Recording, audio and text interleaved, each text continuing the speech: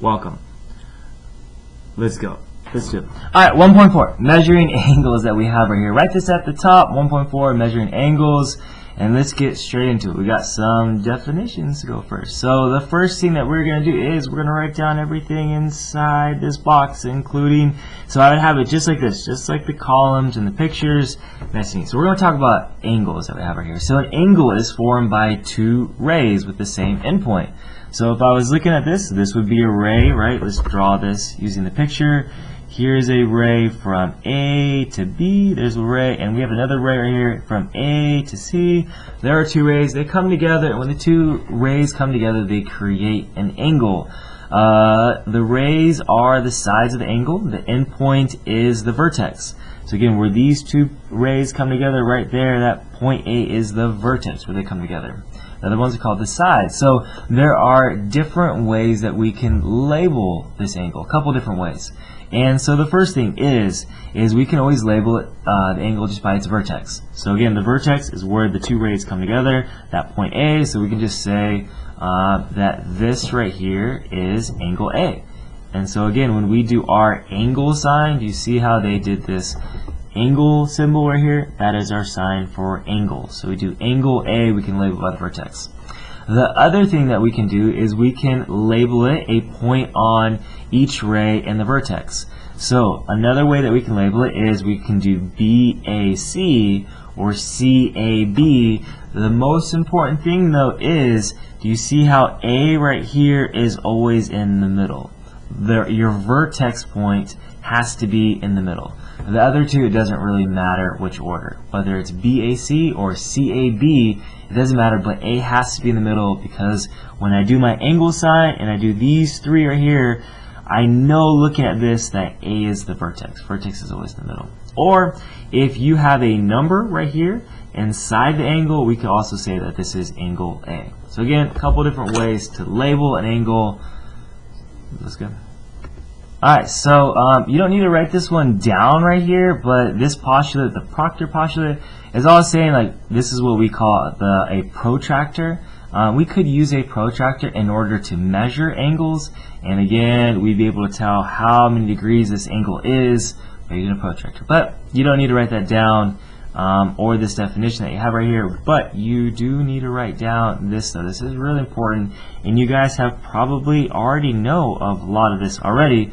But write those down. These are four very critical angles that we have right here. And you should know kind of these hopefully already. Now, an acute angle right here. An acute angle is a small angle. Small. How do I do it? Small. However you want to do it. That's hard for me to do right here. It is a small angle that is less than 90 degrees. It is less than a right angle. Well, what's a 90-degree angle? A 90-degree angle looks like this, a right angle. And do you see that it is, we have this box inside right there.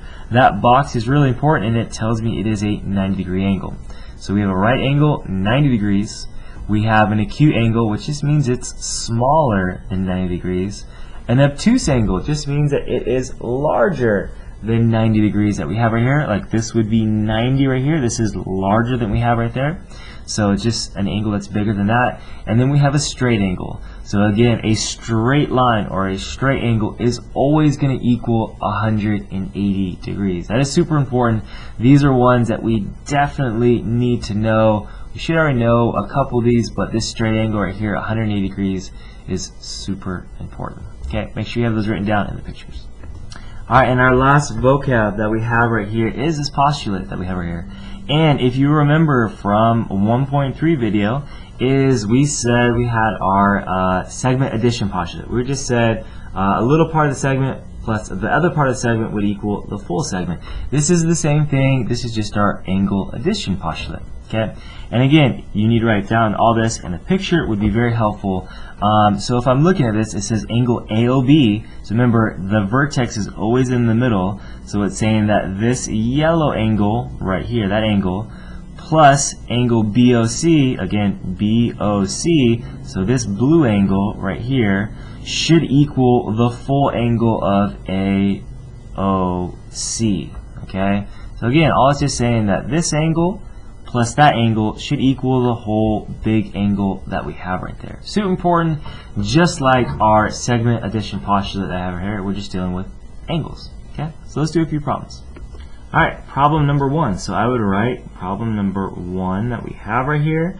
Write the question and the picture. So all we're going to do is name 2 other ways to name angle 1 that we have right here. Angle 1.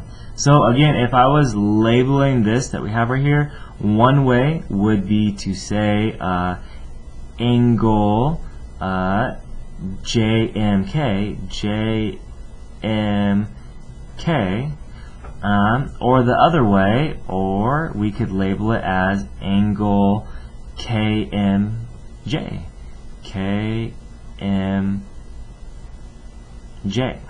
Okay, the biggest thing is when we are labeling this right here, do you see how M right here is in the middle? That's the most important one because that is my vertex. So again, one way we could label it would be through a number, angle 1. So that's telling me that's this angle that we have right here. It's that angle.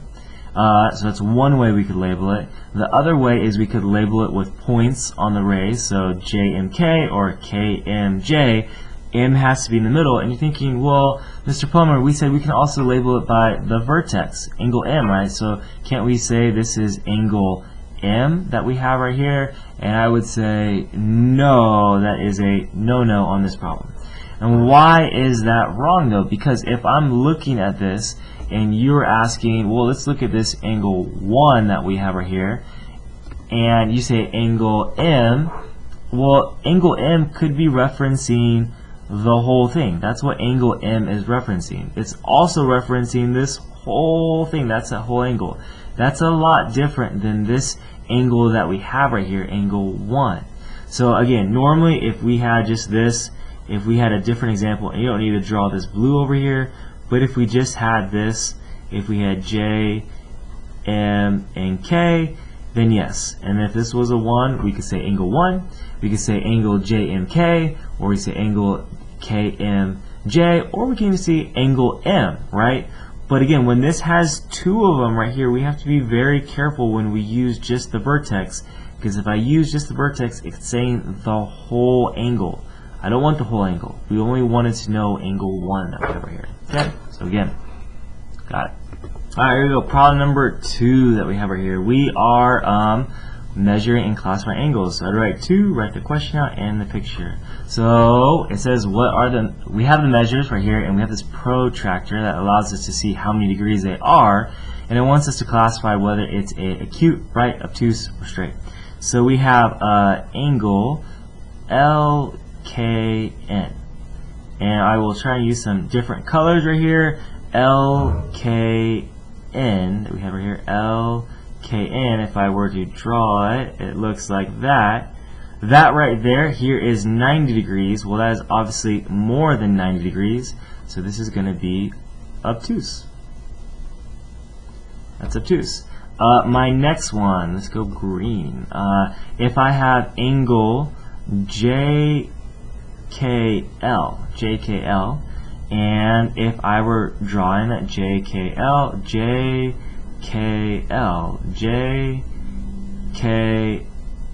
that we have right here, and again, remember, the vertex is always in the middle, so I thought JKL, this looks like it's definitely an acute angle. It's less than 90 degrees, so that is acute.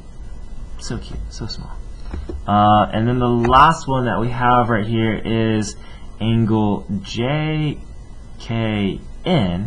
is JKN, and we see right here, if I was measuring that, boom, this one comes up right here at 90 degrees, which would mean it is a right angle. A right angle, which means it is 90 degrees, and boom, classified those 3 right there. So I have that all written down. Go to the next one. Alright, our last problem that we have right here, problem number 3, so let's try, I think it's 3, right? It's just so much fun that we have right here. Problem number 3, again, write down the question and the picture. So it says angle DEF is a straight angle. Okay, so we have to pause right now, and remember, we wrote down all those stuff about a right angle is 90 degrees, obtuse, acute, and remember when we said it was a straight angle, that is always going to equal 180 degrees. So it says, what are angle DEC and CEF? So if I know, and again, remember, a straight line is always 180 degrees, and it even told me it was a straight angle, I know that this whole thing is 180 degrees.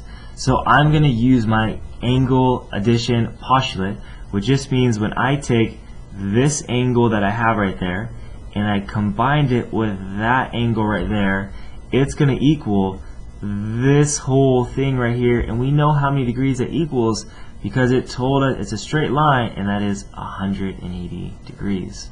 Okay, so let's kind of erase this, clean it up a little bit. Alright, so let's do this though. So again, straight angle, you should have this 180. That's important. Okay, so we're going to have 11x minus 12, and again, we are going to add that with the other angle, which is 2x plus 10, and this should equal 180 degrees. Okay, so let's combine our x's together. That's going to give me 13x. We have minus 2 equals 180. Okay, so then I'm going to add 2 over. I'm going to get 182 equals 13x. I'm going to divide it over. 182 divided by 13 comes out nice and even. Again, I'm dividing it. Can you show it? Divide 13, divide 13. We're going to get x equals 14. Okay, that's what x equals that we have right here. But again, remember, we got to read the question. It's not asking me what x is. It wants to know what is the actual measurement that we have right there. So we need to take this x and we need to plug it back in. So let's do that. We have right here. So we have angle. So angle, and again, remember, we're going to do angle. We have to always write that sign that tells me it's an angle. Angle DEC is going to equal 11, and we said x was 14 minus 12, and this is going to equal 14 times 11 equals 154, minus 12 is 142. Okay, and again, we could know, well, this whole thing has to equal 180, so it could just do 180 minus 142. Well, let's play it safe that we have right here, and let's just plug it back in. Let's say CEF that we have right here is going to be 2. Well, we said x was 14 minus 12. 2 times 14 minus 12 is going to equal 16. And again, it is always important to make sure, well, when I take these two numbers together, 142 and 16, and when I add them, do they equal 180? And when I do that, they don't. So I'm like, dang, what happened? I made a mistake, yes. So I'm thinking, well, what happened? Well, this one looks good. If I look at the top one, see, look, I just wrote the problem down. I was looking at this 12, and that's what I wrote down. It's really 2 times x plus 10, so I did that wrong. So again, always good to be able to check your work if you go a little quick. So again, this is plus 10 that we have right here, which would mean that this is not 16, that this is going to be 2 times 14 is 28, 28 plus 10 is 38. And again, now let's see if my work actually checks off. 142 plus 38, and boom, I got 180 that I have right here, and that's what a straight angle equals. So again, sometimes you do it really quick like I did and you kind of write it wrong, but again, if you always kind of check your work, you should have a better chance of getting it right.